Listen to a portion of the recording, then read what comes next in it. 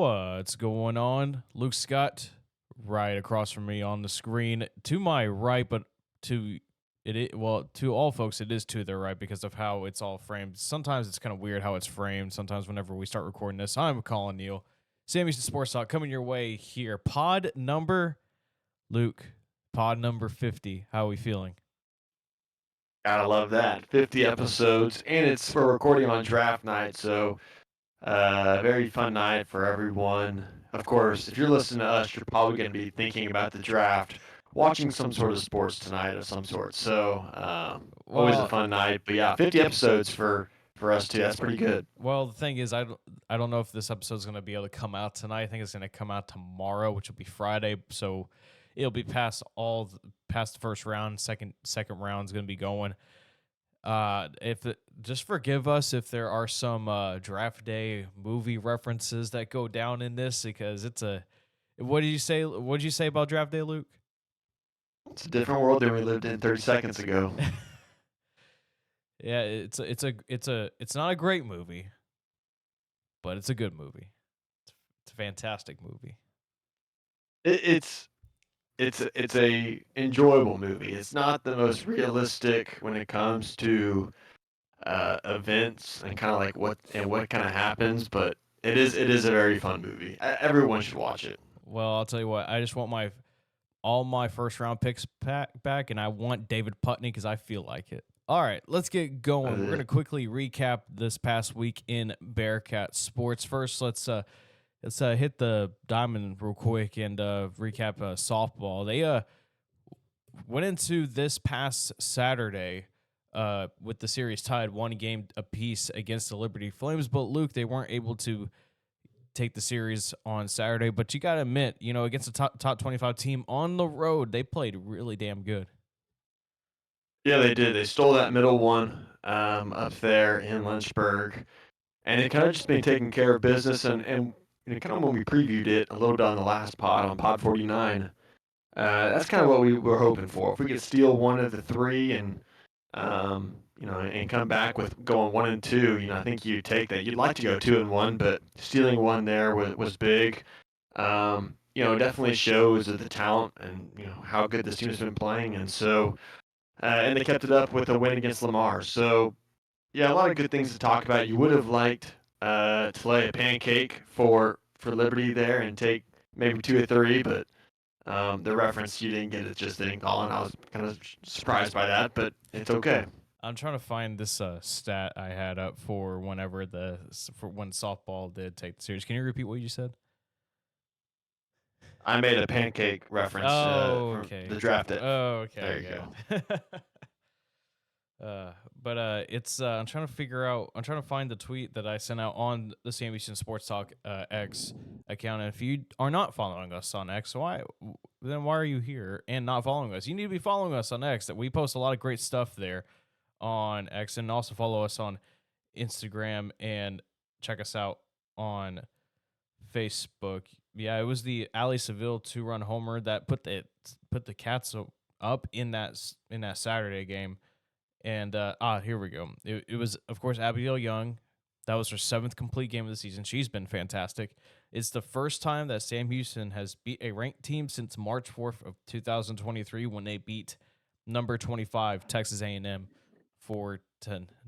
Luke, they're on pace for a, if you look in the history books back to 1990, they don't have a lot of winning seasons. They're on pace though to have a winning season, but they still want to try to finish off strong because they took a game against Liberty, and if Liberty starts kind of slacking a little bit, Sam Houston could all of a sudden be in play for that number 1 seed. Yeah, they definitely could. I don't know if it's going to happen, really. Liberty still is a really tough matchup for anyone. They're ranked nationally. They're ranked 22 when we play them. I think they slipped a little bit, but still up there. And with the schedule coming up, having one series at home and one series away, you like ending at home against La Tech, who La Tech's good as well. But Jack State's gonna offer a lot of issues coming up. Being in Jacksonville, they're gonna want to get off to a good start and win that first one. I don't necessarily know if the one seed's in play, Colin. Maybe you think so, but you got to like the way they've played and kind of building momentum, and that's kind of what they've been doing all throughout the season, coming into this final stretch and getting into the conference tournament. Looking at baseball now, they got swept by Dallas Baptist, who are probably going to get ranked again later on in the season. But yeah, just too much to overcome there, Luke. And then they went to Bluebell this past Tuesday. Then they got whooped over there as well. They will also be going to Jacksonville State, where this is it's going to be tough because I'm being on the road, but this is going to be one of the last few good chances that they will have to at least take a series or at least take a game, because it's just, again, we keep on talking about it. It's going to be the same points over and over again. It's just the same problems, and there's really nothing we can do at this point but just hope that somehow a Christmas miracle happens in April, and Sam Houston baseball just turns it around. I just don't see that happening anytime soon, unfortunately. Yeah, it just hasn't been a good year. I mean, 8-33 or whatever the record is, just it's just not normal. Not what we've just been seeing over the past few years. The whole Sirianni era, and we've talked about this, in previous episodes. Colin, it's still the same thing. I mean, it's just a really young team. Struggles, late in innings, giving up, big runs in innings, and if you give up 1 or 2 runs, here and there, it doesn't kill you, but it's the 3, the 4, the 5 run innings that really add up. And if you don't give your pitchers much run support, there's just not much you can. Wins going across the table. Maybe here, Jacksonville State, like you said, and a possibility not necessarily one of the stronger teams, in Conference USA, not like anything like DBU. So there's a chance, right? There's always a chance, but yeah, just kind of disappointing. Yeah, it is, and unfortunately, there's nothing we can do right now. But just to see what happens as the season winds down and heading into the off season. It's gonna be Sirianni's most important off season, I will say, of his career, especially with how things have gone, especially from public criticism. Just gonna be interesting to see. Finally, to end off this segment, bowling, they get knocked off in the Arlington Regional, so they unfortunately won't be able to make another run to the finals this year. But this is a program that we could talk about every year, Luke. Dating back to our days on Behind the Mic, this is a program that continues to perform, and they somehow still find ways to get back to the regionals. I mean, just having that chance to every year, almost every year, to go to the finals, that's really all you can ask for. And while they haven't won a national championship in quite some time, and I mean they were there last year and they unfortunately weren't able to pull it off.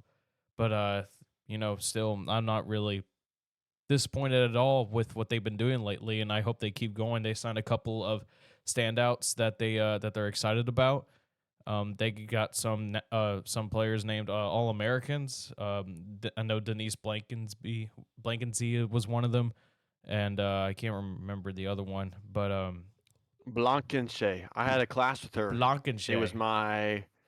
I think it was my sophomore year, maybe. It was some prereq of mine.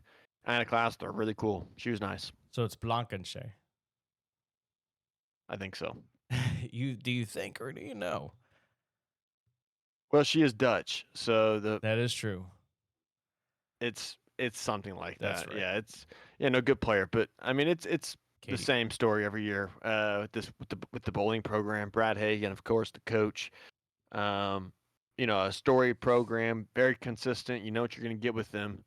A little bit of an earlier exit than we're used to there in the regionals, but um, it's hard to get upset about a program that has literally been probably the most consistent program we've had in all of school history. So at least in the last what 10, 15 years. Yeah. So um, Yeah, a little disappointed, but it is what it is. So Denise was named a first team All American selection by the National 10 Pin Coaches Association. The organization announced at the NCAA Championships end of the year banquet this past week. Katie Paris was named as an honorable um, mention. So congrats to bowling. I know it wasn't a. I know I know they felt like that their year was ended short, much shorter than usual. But hey, I'm not fretting personally. I'm pretty excited to see what head coach Brad Hagan has in store for the future, especially with some of the signees that he's bringing in. All right, let's take a break. When we come back, golf, both men's and women's golf are a little bit of excitement right now. A pair of women's golfers are heading to the regionals, and men's golf right now is fighting for an automatic bid. When we come back, we will discuss more, especially as it's going on currently right now. Men's golf will be fighting for the Conference USA Championship for us in about 30 minutes, 1:28 p.m. Central Time. We'll discuss that next here on Sam Houston Sports Talk. Well, kind of a little bit of an emergency segment here. I mean, I'm not gonna lie, it's really all my fault, Luke, because I read the dates wrong, and plus because I thought the finals were gonna be on Friday, but I didn't realize they were taking place on the same day. But hey, the fact still remains: Sam Houston men's golf win their first conference championship since 2021. They win the Conference USA Championship over the UTEP Miners. It was pretty much back and forth to begin things, Luke. I mean, except for matches 4 and 5. I mean, Gene Chakangwal and Ethan Dufresne, they were pretty much leading the whole way. They were just dominating, and it was just. I mean, I texted you, Luke. If Trometer wins his match, I feel pretty good. And lo and behold, that went into a playoff in 2 holes in which Trometer won. Gray, I believe Gray won his. No, it was a tie between Gray and Teeter, and then German lost his. But hey, all that matters is that Bearcats win, and we got a conference championship in this athletic year finally. That's it. Yeah. Yeah. I guess second one of the year. Football first, or no, we didn't win the conference. First one of the year.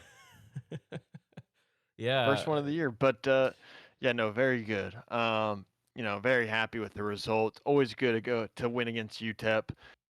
We know a lot of the burners. They go after UTEP guys pretty good. Oh, So yeah. always good to get one on the in-state rival right there. But yeah, so the total score technically was 3.5 to 1.5, and so if you tie your match, it's a half a point to each. So it's kind of that same Ryder Cup type scoring system, and yeah. So the lines that Sam Houston won was the 1, 4, and 5, which was Trometer, Chakangwal, and Dufresne.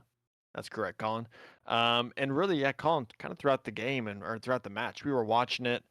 And early on, Sam was looking really good, and you could see there was kind of this midway, about from 10 through 14, a little bit of a swing there, at least the attempt for UTEP. They were tying matches or even going ahead in some. And, I was kind of worried about going into a weather delay because there was a weather delay kind of in the middle of the back nine of the match, and it was lightning and rain, and it really kind of changed the course a little bit.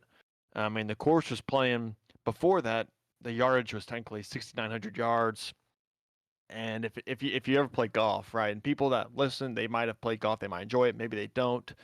Um, Typically, when it rains, course gets really soft, meaning the ball's not going to roll. And so when you're hitting into the fairway, that ball doesn't roll that extra 20, 30 yards. Sometimes it just kind of hits the ground and sticks, right? It's so soft, the ball just kind of mashes into a ground, and the course plays longer. And so that kind of toughed things up a little bit for our guys. And I was kind of worried because going into the weather delay, it was tight.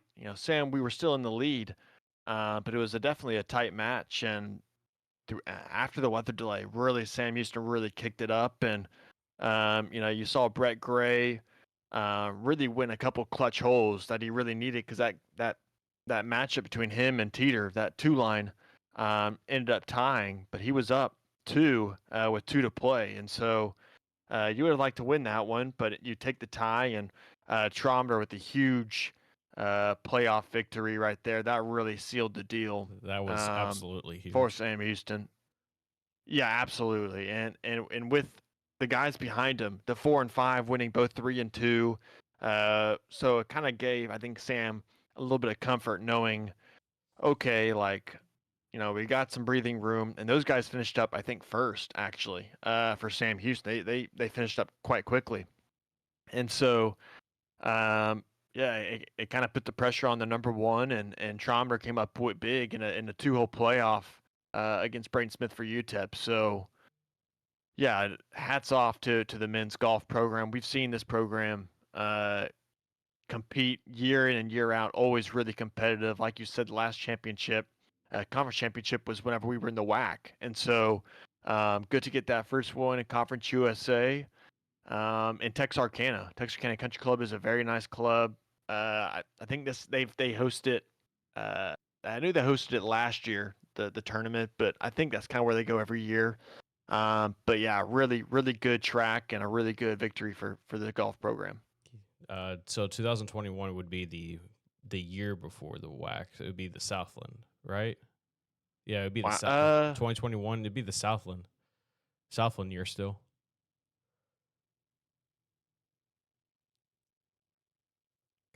Because our No, first football because my freshman year was Southland. That was 2020, and 2021 and 22 was 21 and 22 was WAC. yeah, okay, yeah, that. But wouldn't 2022 be? Unless it, But wouldn't 2022 be whack because this takes place because this championship takes place in the spring.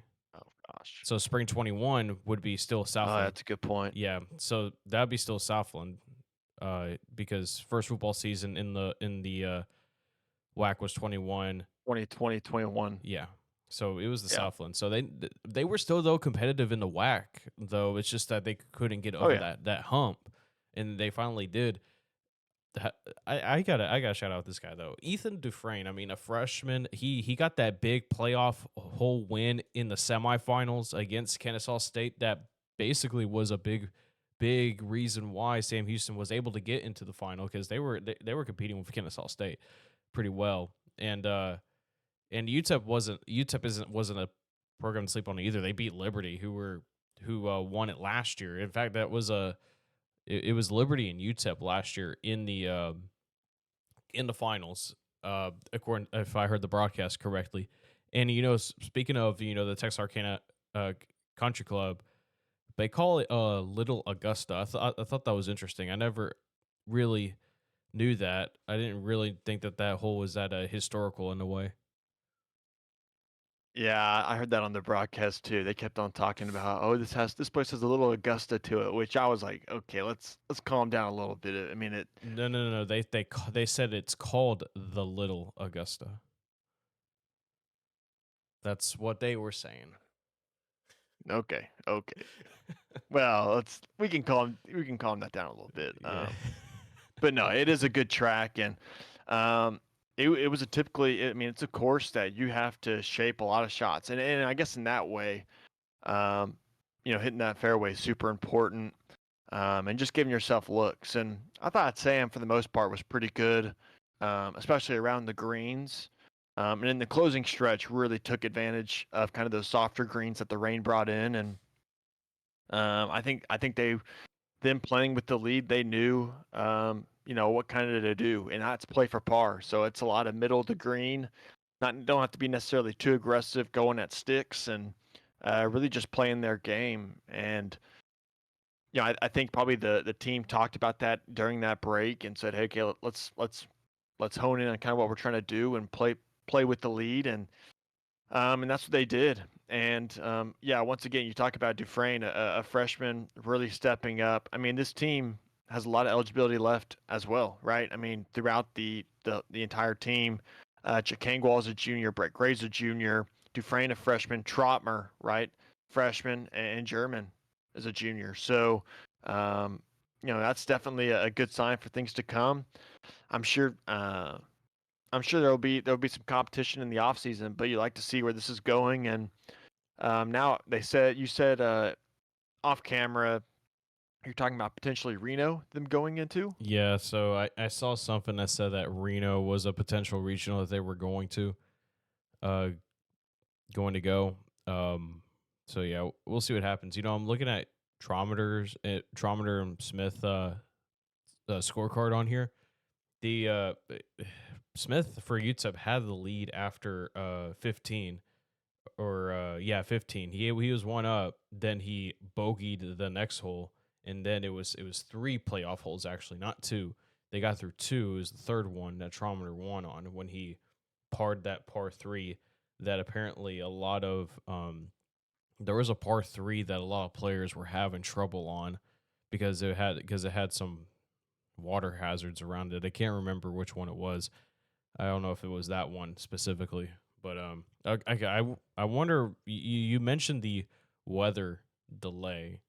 Wonder if that I kind of want to if I kind of really want to bring. I would love to bring on Brant Kieschnick and ask him about what went on during that weather delay, because you said yourself, Luke, that you were kind of worried about it, and I'm not gonna lie, I was kind of worried too. It seemed like it definitely was like one team that was honing it in and taking advantage and like was honing it in and not really letting the moment get to them. Yeah, I think having that expertise and Coach Kieschnick being one of the great coaches in college golf really maybe just settled them down a bit. Not that they really needed it, but it's always good to have that reinforcement.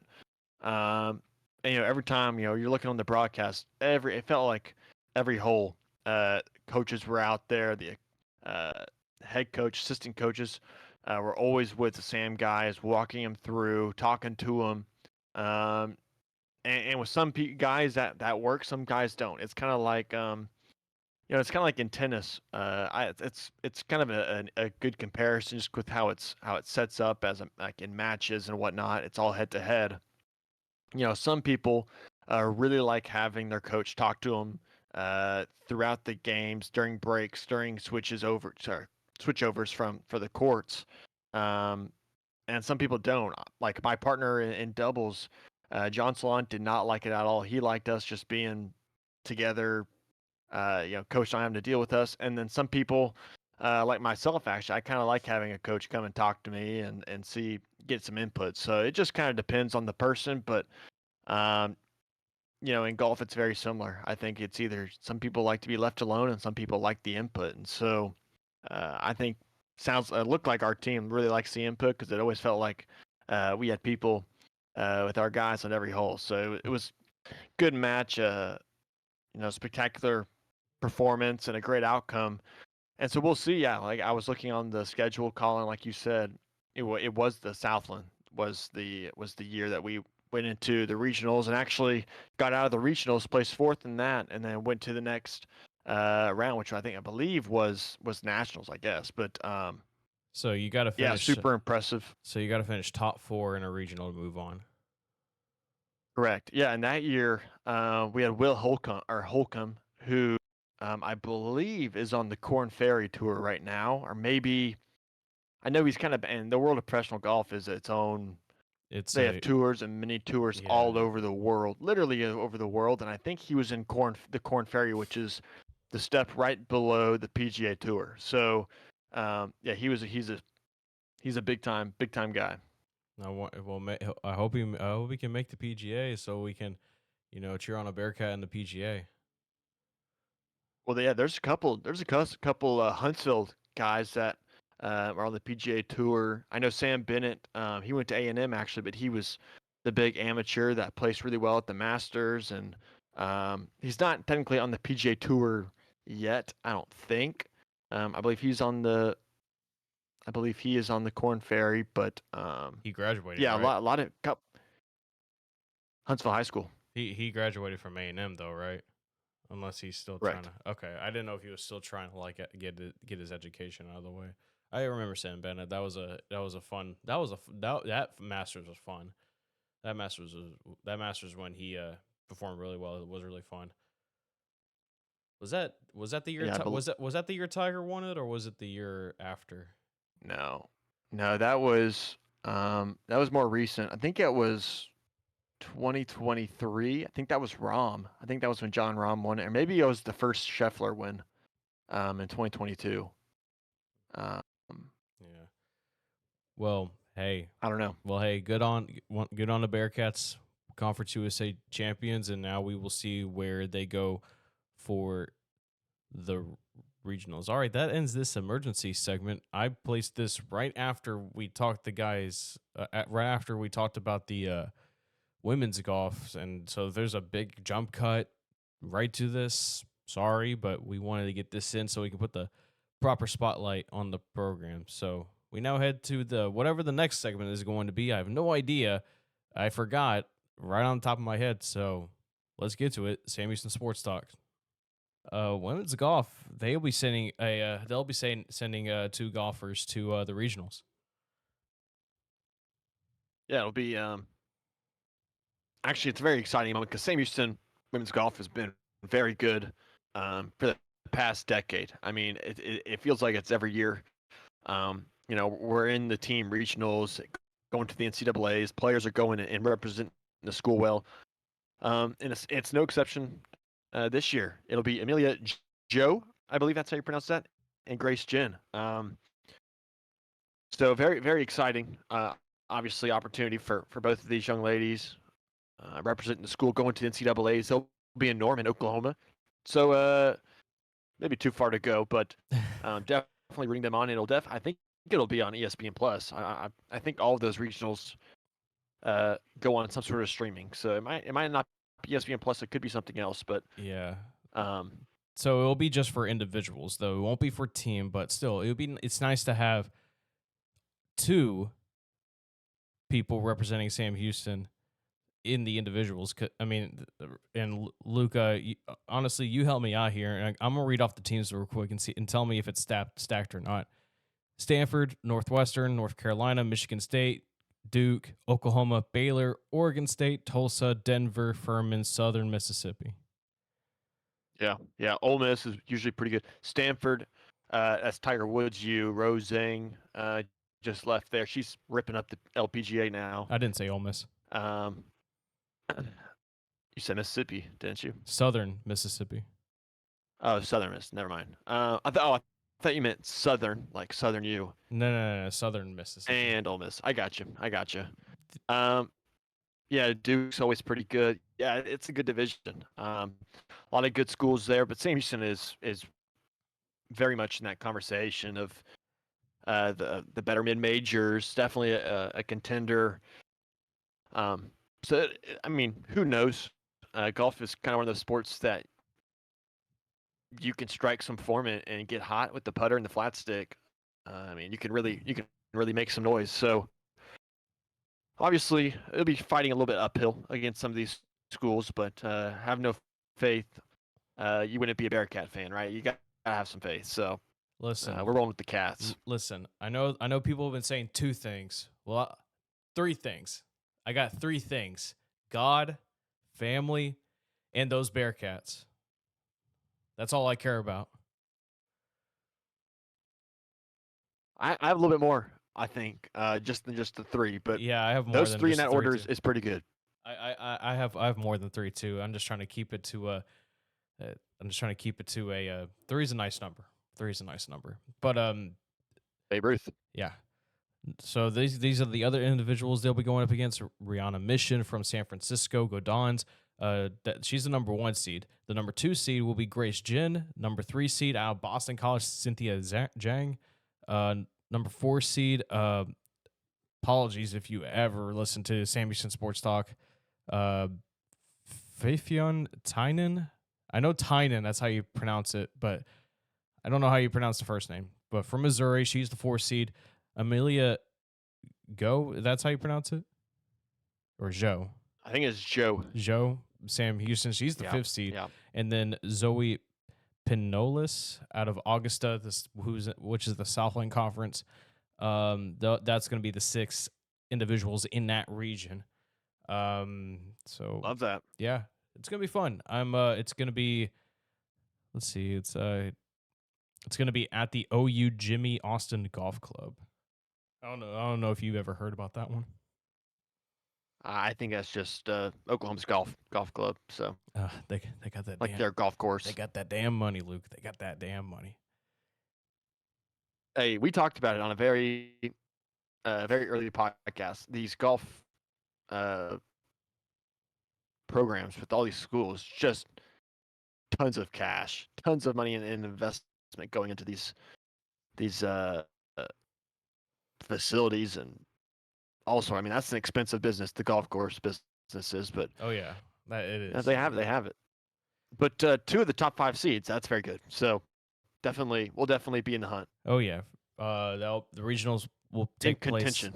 The regionals will take place May 5th to 7th. All right. So once again, men's golf will be teeing off 15 minutes from our own time uh, in the Conference USA Finals. Definitely going to be watching it, especially while we're recording, and we're definitely going to get distracted. That's for sure. All right, let's go ahead and step aside, take a break. When we come back, men's basketball make another interesting grab out of the portal, and it was a guy that they initially were recruiting when he was coming out of high school. Then he went to the A10 for 1 year, and then he's decided to come back home to Texas to play for Coach Mudge. We'll have more on this new acquisition next here on Sam Houston Sports Talk.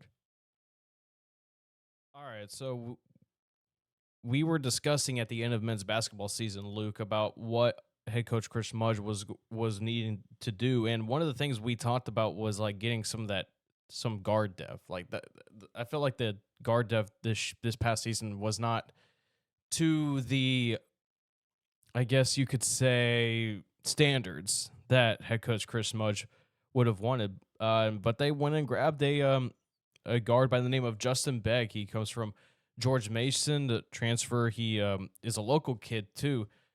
He actually has won quite a bit at his career. Begg won 2 state championships at Episcopal High School in Bel Air on his way to being a 2-time Southwest preparatory conference most valuable player, 3-time All SPC first team selection, All Peach Jam honors, Nike EYBL All Breakout Team during his AAU career with Houston Hoops. He averaged in 33 games with the George Mason Patriots out of the Atlantic 10, and that conference is pretty important, context, because the A10 is really still one of the most underrated basketball conferences, honestly. But he averaged 2.9 points, 1.2 assists, and 9.1 minutes per contest. Shot 33.3% from 3-point land. This is probably not going to be it's not a sexy grab, Luke, but I like this grab. Yeah, it's definitely one to just kind of put in the back pocket, and let's see what happens. Obviously, it's hard to judge a guy who only got maybe 10 minutes a game, right? At George Mason, so you can't really look at those stats and really take those and grade them. It's just hard to, but definitely a smaller guard, only 6 feet tall. But him being from Houston, will be pretty close to family. Um, and you talked about some of the accolades: a 2-time state champion at Episcopal there, an All Peach Jam guy, which is huge, like AAU basketball, big tournament. Bunch of players go, a lot of coaches scout. Um, big time event. Yeah, so it's definitely one to put down in the back pocket, and let's see how that grows. Um, but definitely like Justin Begg, I like the pickup. I think it's very aggressive. I think that's what Chris Mudge wants to do. I think he wants to be very active in that. We know how good of a recruiter he was while as assistant, and it looks like he's keeping it up while being the head coach and kind of keeping that same mentality to his staff. So, yeah, definitely credit the staff there, and hopefully it works out. It's an interesting grab, and I think one that's, like you said, it's very needed. That guard depth that we kind of lacked last year.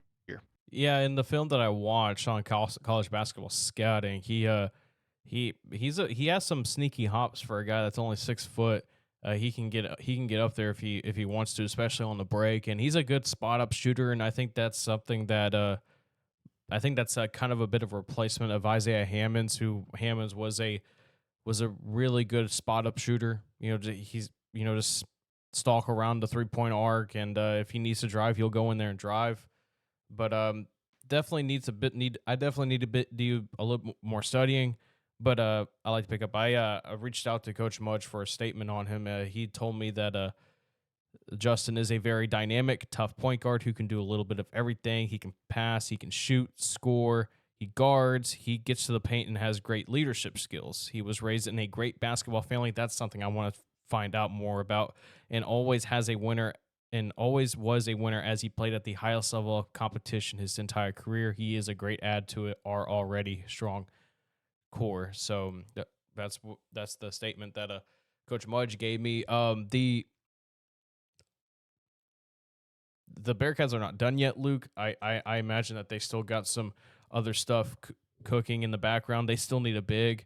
They have Check Njai, but I think they need a experienced big out of the portal, and maybe add a few more depth. Maybe add one more depth piece or two. And I think they've got a pretty solid squad, especially with the return of Damon Nicholas Jr. next year. Yeah, I think so. Have we talked about Khalifa Sacco? Because We're going to Houston. the trend, Colin, you know what? Good for him, but you look at Houston. I know Houston; they're going to have to replace a lot. With Jawan, what was his name? Jawan Jawan Roberts. Roberts. Thank you.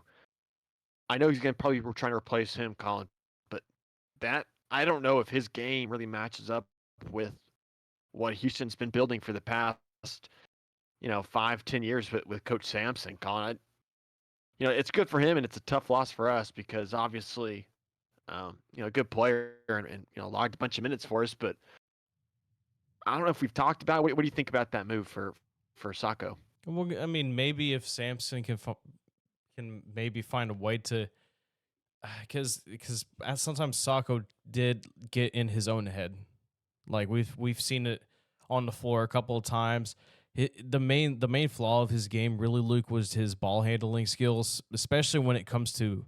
And I know this is crazy to like say for a collegiate player, but like catching the ball, because sometimes whenever he would get the ball, he was always so worried about going ahead and back down on his guy in the post or in the block and try to go ahead and muscle him down. But there were turnovers that were caused by Sacco's mishandling of the ball when he receives a pass down low.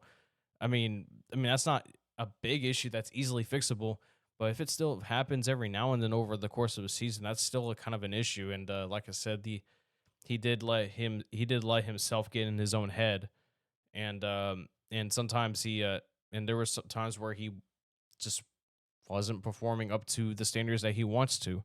I mean, I think Sampson can probably find a way to like piece together all the right puzzles for Sacco and like find a way for him to put in valuable minutes.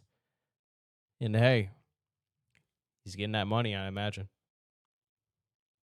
Yeah, I guess so, but I don't know. I don't know if he's gonna start. I don't know if he's gonna start. That's kind of what I'm thinking, but maybe so. So yeah. But I mean, you have another big guy coming in though, and Matt Dan, the 7 foot Canadian, who's a very raw prospect. Like he is gonna be a guy that it's gonna be a multi-year developmental deal with him. But I think you need a experienced big, unless they want to go ahead and put Dan in as a starter early on. So if they Yeah, feel like he's ready to go, I know that they're still making some. I know they're still reaching out to some prospects, according to some transfer portal prospects, according to a lot of the transfer portal accounts on Twitter or X. So they're still being active. I just feel like there's something else there that they could get. Maybe there's like one big splash they can make. So far it's Isaiah Manning and Justin Begg. So far, the portal acquisitions. Marcus Boykin entered the transfer portal actually late the other night, last night, which was kind of weird because he ran out of eligibility as far as I'm concerned. He didn't meet the JUCO standards for to get that additional year because Barton College in North Carolina, the Bulldogs are a D2 school. So I wonder what's going on with that. Yeah, I don't know if there's some sort of miscommunication with the NCAA or whatever that goes through.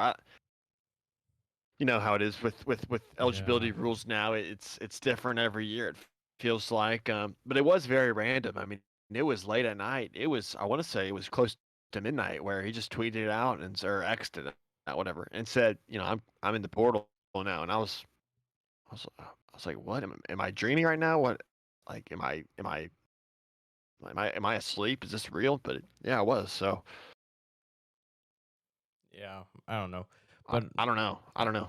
yeah, he said he was advised to due to pending NCAA rules. So we'll see how that ends up for him. So all right, that's enough for basketball right now. Of course, keep an eye out on all of our outlets if we see something that is any remotely close to Sam Houston, whether it's offers, whether it's commitments, whether it's rumors about something, we're gonna retweet it on X/Twitter. Follow us at Sam Houston ST. The link to that account is in the description, along with links to our Instagram and Facebook. All right, let's go ahead and this is not really as much sport as athletics, like going on the court, on the field, or whatever. But some people kind of wanted to for us to talk about it a little bit. Giving Day happened this past day, and last year athletics raised $61,000, a little over $61,000 on Giving Day. One day, 8 hours, 7 minutes, 9 seconds, 1879. You know the business behind that.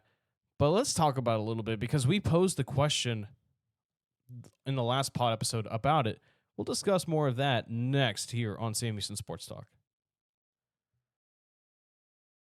All right, welcome back. Final segment of Sam Houston Sports Talk coming your way right here on pod number 50. Of course, thank you to everyone that has subscribed so far. 50 pods, I thought it was going to be a lot longer until we reached 50 pods, but it's been a hell of a ride, especially in our first athletic year, I will say. Yeah, it's wrapping up now. It'll be pretty much over here in a month or so with this first athletic year. It went very well, I think. Colin. I mean, definitely.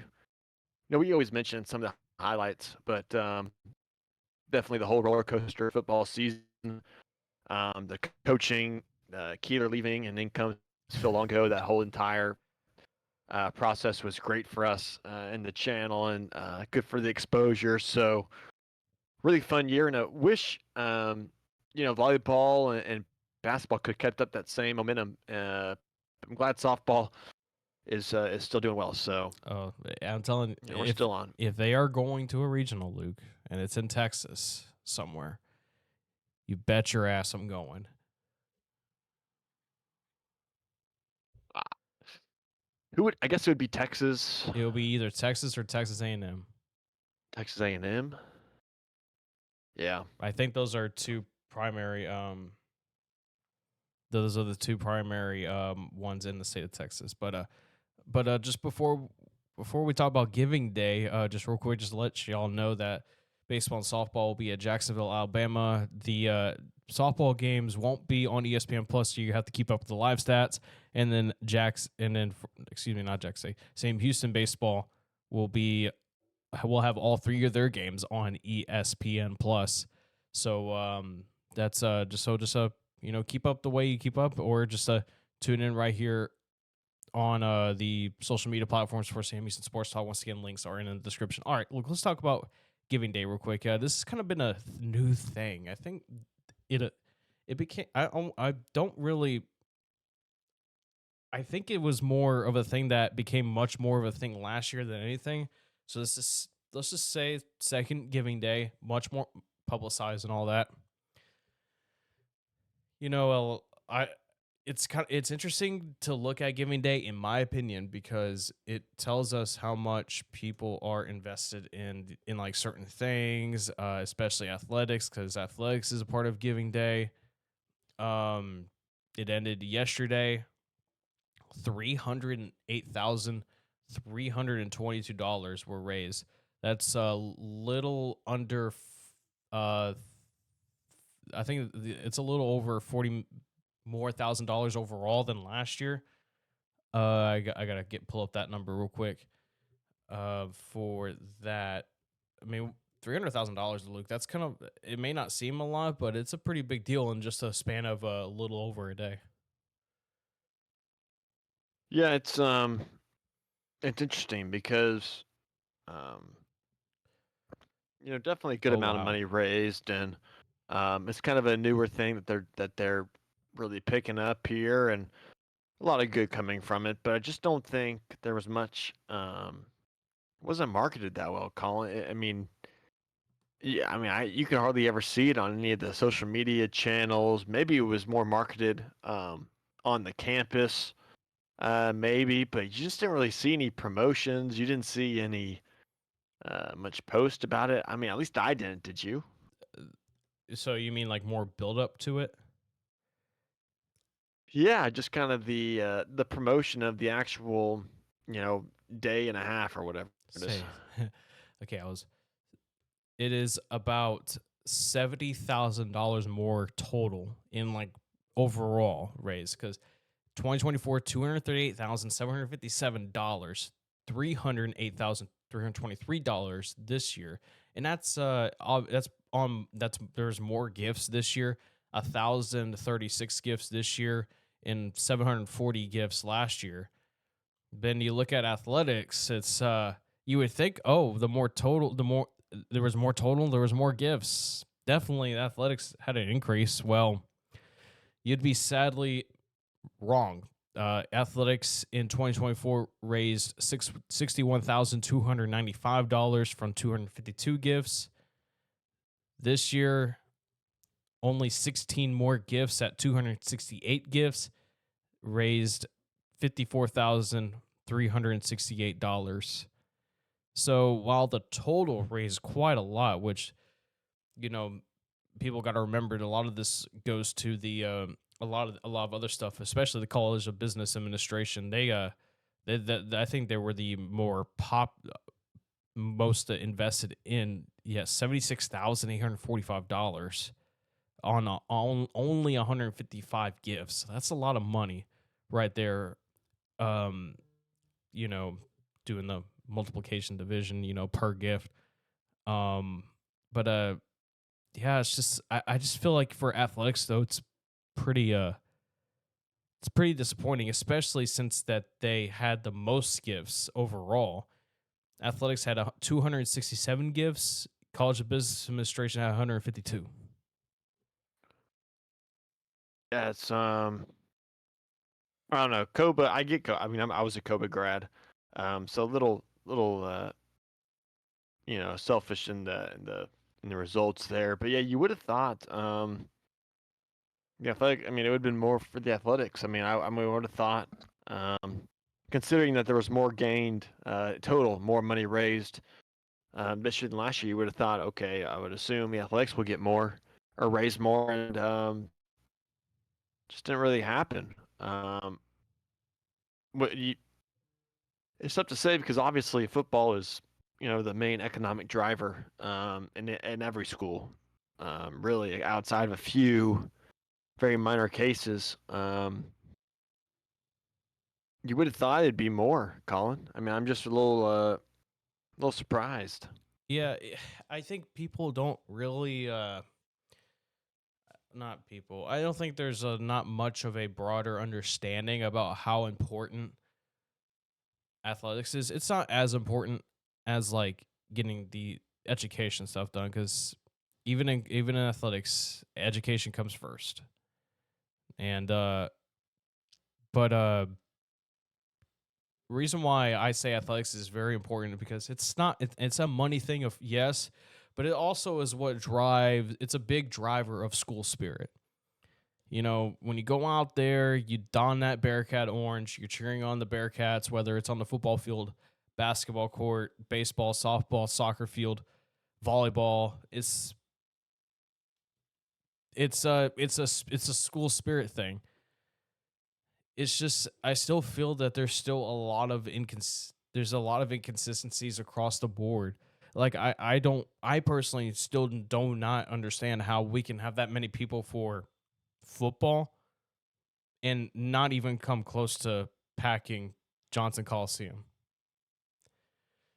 Yeah. It's Yeah, there's just even on some the things. weekdays, Fridays. Yeah, there's just some things I don't know. I think I mean, yeah, is it still a pretty good amount of money? Yeah, it is, but I don't know. Maybe I'm reading too much into this. That's probably what it is. Probably what it is.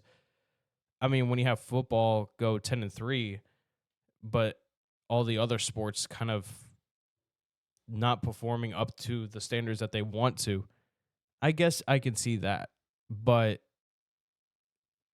there needs to be a bit more consistency when it comes to a lot of things. So I don't know. I just felt like they could. I just felt like maybe market this a little bit earlier. Maybe you get more, but I don't know. I'm not a marketing expert. I didn't go to school for marketing. I would have failed. Yeah, it's funny. That's funny, Colin. Yeah, I don't. I mean,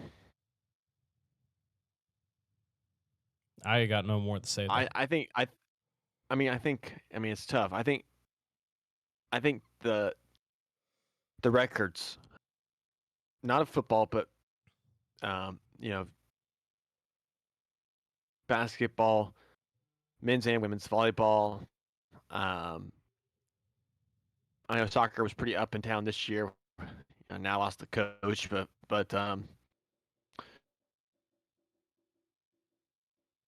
I don't know. I don't know. I think there was a lot of momentum building um, in New Orleans Oh and yeah. built off it, Oh yeah. There was, dude. and There was. the excitement, not just online but in person, with the alumni base and the message boards, people interacting with us in our DMs, in the accounts DMs. There was just so much, built up joy and really like great engagement throughout the entire alumni base and community.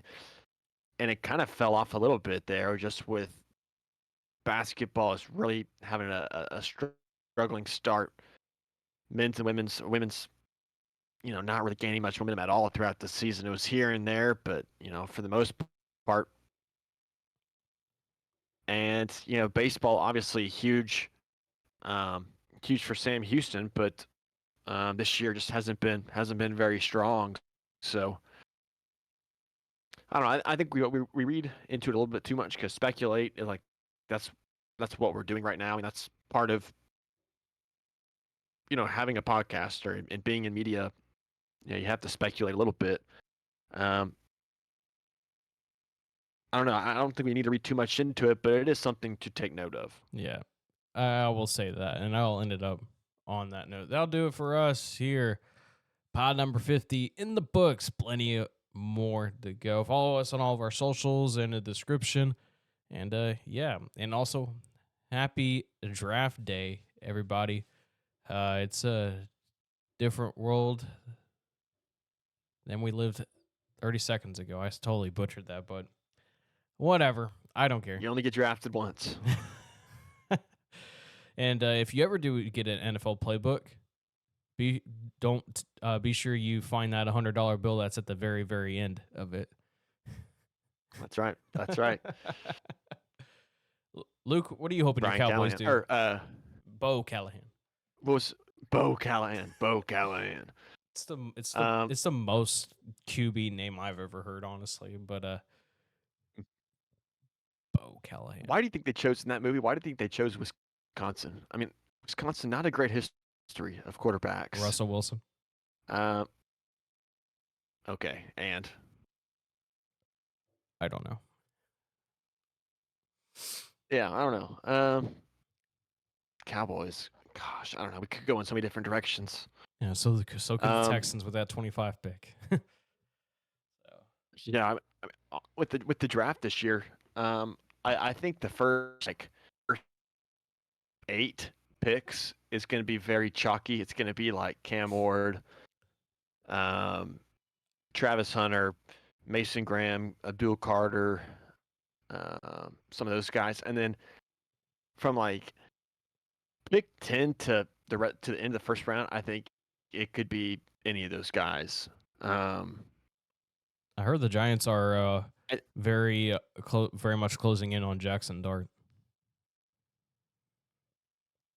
really, That's apparently wow. what the Twitter sphere is saying, and what a lot of talking heads are saying, are talking about right now.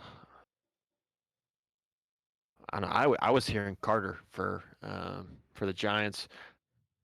I hope I hope the Cowboys either could go in the. I think McMillan, if he falls that far, that'd be a good pick, the receiver. But I don't think he gets to us. I think we're gonna. I'd really like a fun and sexy pick, but I just don't think it's coming, Colin. I think they're gonna grab an O lineman, another one, and they're trying to build up the grave of Dallas once again. So, we had it 2010s, and so maybe we can get some more.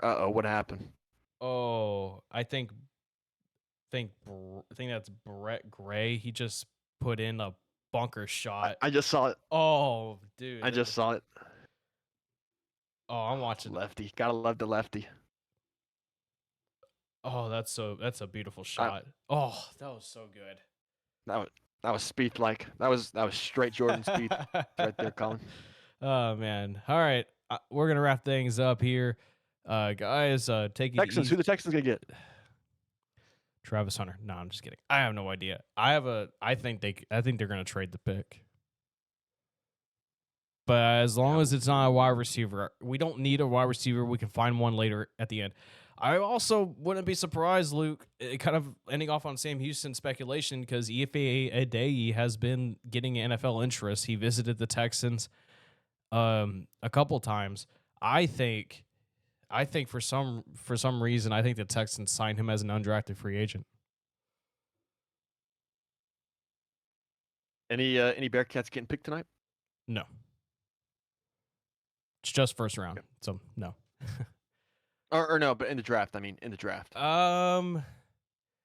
Maybe someone does take a chance on Ife Adeyi. I think Jemerson might be undrafted free agent,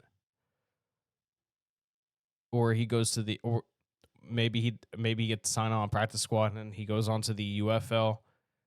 I would love for Jemerson to get a shot. Honestly, I think Jefferson's a pro. I think he has that quality to him. I think he's that good. I don't know. His tape is good, and I think he has good measurables. I've